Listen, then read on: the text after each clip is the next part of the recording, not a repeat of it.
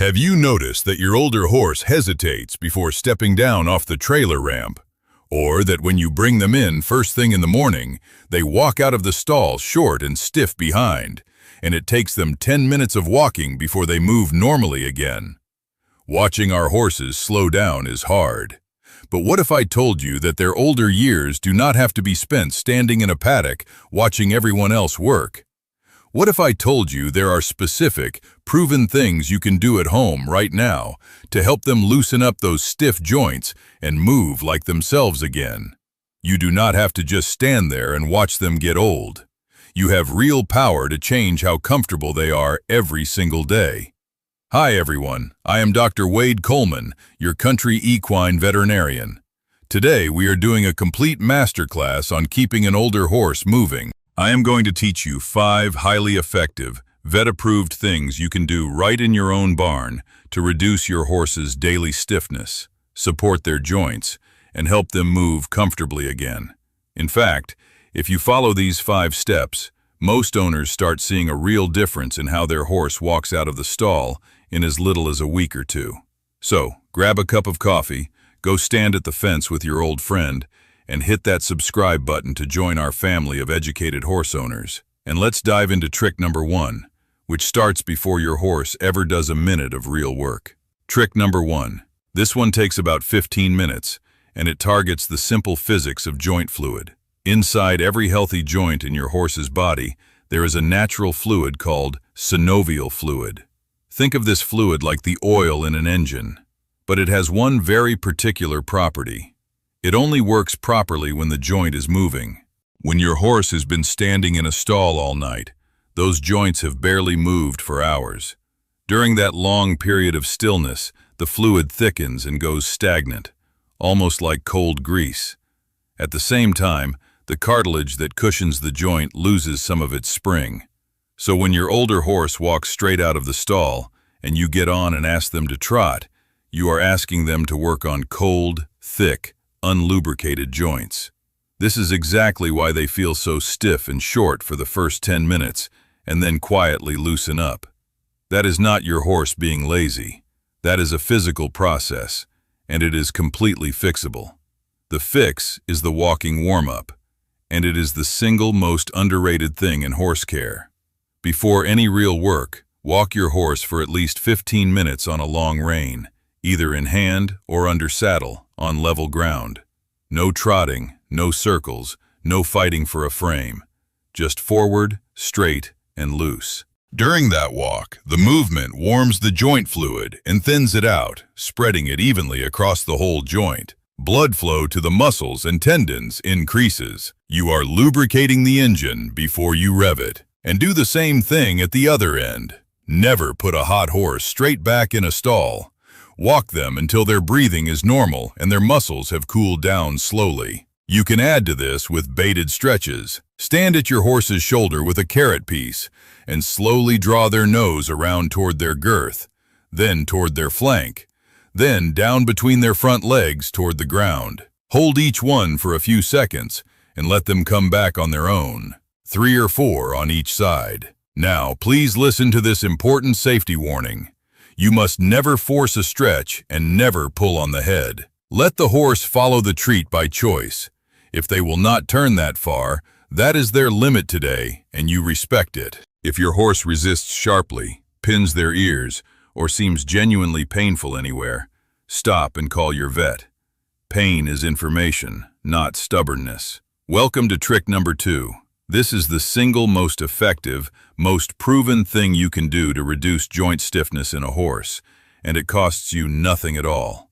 It is weight. Let's look at the simple mechanics. Every extra pound your horse carries has to be pushed off the ground and absorbed again with every single stride. And a horse takes thousands of strides a day. On an arthritic joint that is already sore, that extra load grinds away at what is left of the cartilage. And it goes further than the joints. Excess fat in a horse's body actively drives inflammation throughout the whole system, which makes sore joints hurt more. And a fat, older horse is also at far higher risk of laminitis, which is a whole different kind of misery in the feet. So to protect those joints, we have to get them lean. And we start with the rib check right there in the barn.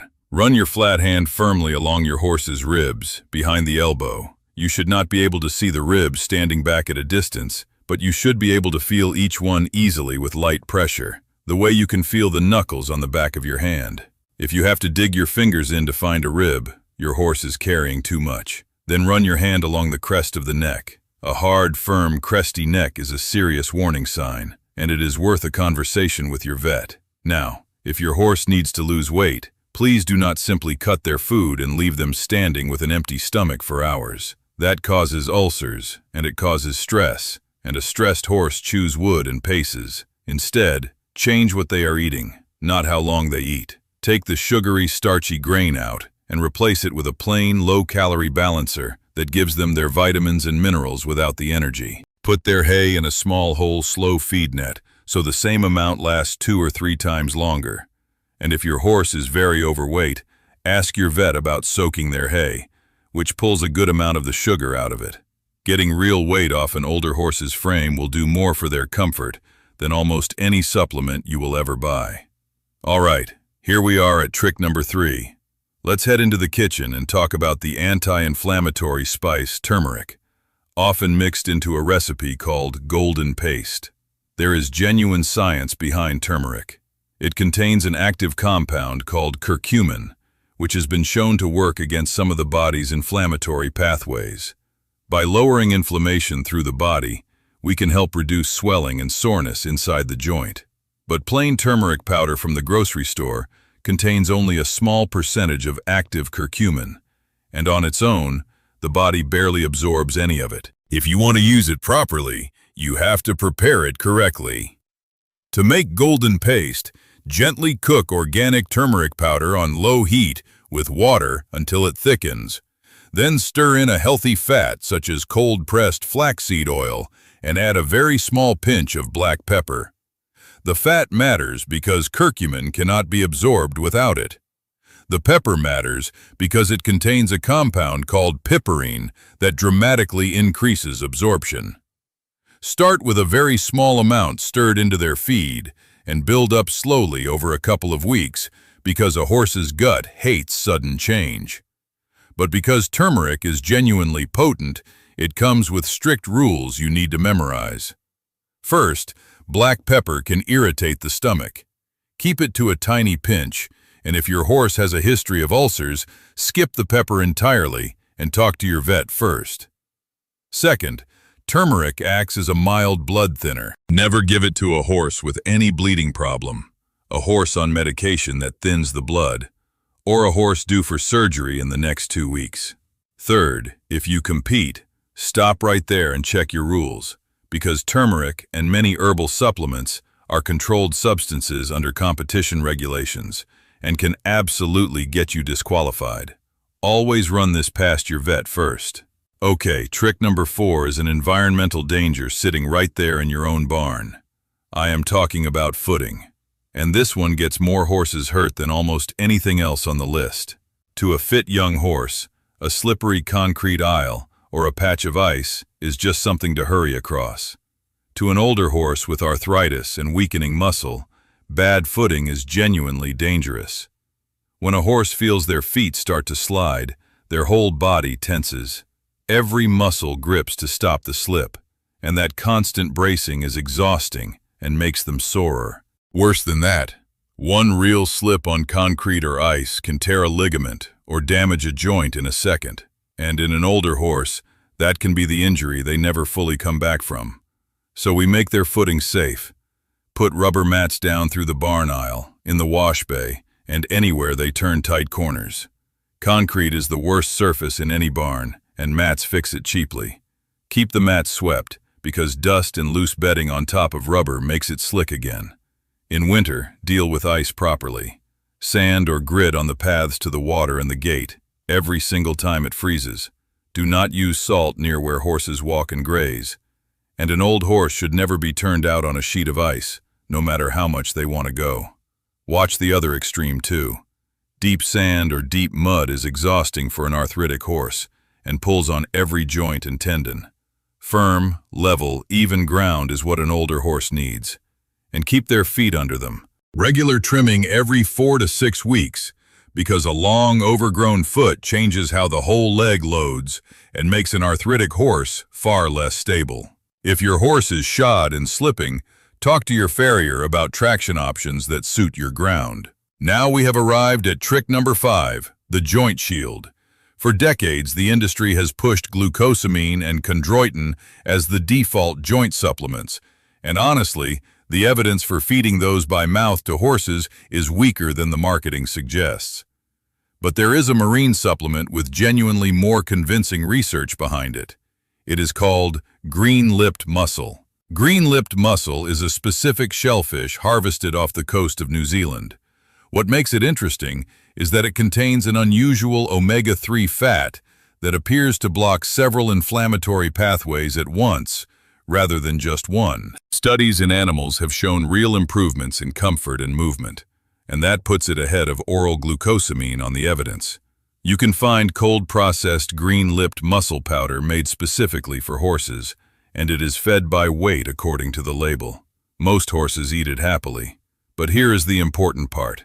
Whatever you choose, buy it from a reputable company, because the supplement world is very poorly regulated, and a lot of what is on the shelf simply does not contain what the label claims.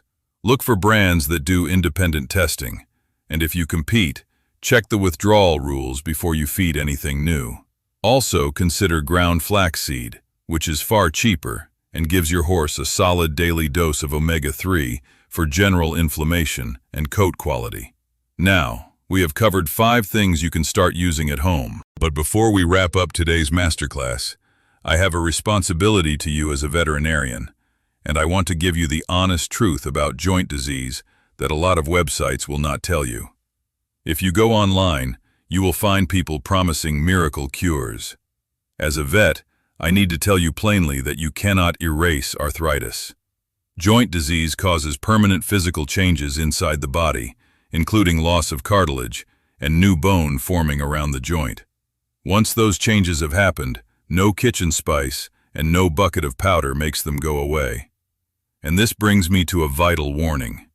If your horse has been diagnosed with arthritis, and your vet has prescribed pain medication or joint injections or a specific management plan, please never stop those in favor of home remedies alone. Doing that leaves your old horse standing in silent pain, and horses are extremely good at hiding pain until it is severe. The goal of everything I showed you today is to work alongside your vet's treatment, not to replace it. Used together, all of this builds a proper shield around your horse's joints. You are warming the joints up before you ask anything of them. You are taking the load off with honest weight control. You are giving them safe ground to stand on, and you are supporting them from the inside with sensible, well-chosen supplements. By doing these things, you are cutting their daily stiffness, backing up their veterinary care, and giving an old horse back their comfort and their dignity. The fact that you sat here today and learned how your horse's joints actually work says everything about the kind of owner you are. Start small. Pick just one of these to do tomorrow morning. Your old horse will not understand the science, but they will absolutely feel the difference. How old is the senior horse in your barn, and what do they do for you now? Let me know in the comments below. I read every story I can, and I want to hear about your old friend. So if this masterclass gave you practical, safe, and honest tools today, please hit that like button and subscribe to the channel. Your support helps me keep sharing these free veterinary secrets with horse owners all over the world. I am Dr. Wade Coleman. Give your good old horse a scratch on the neck for me tonight. Stay safe, and I will see you all in the very next video.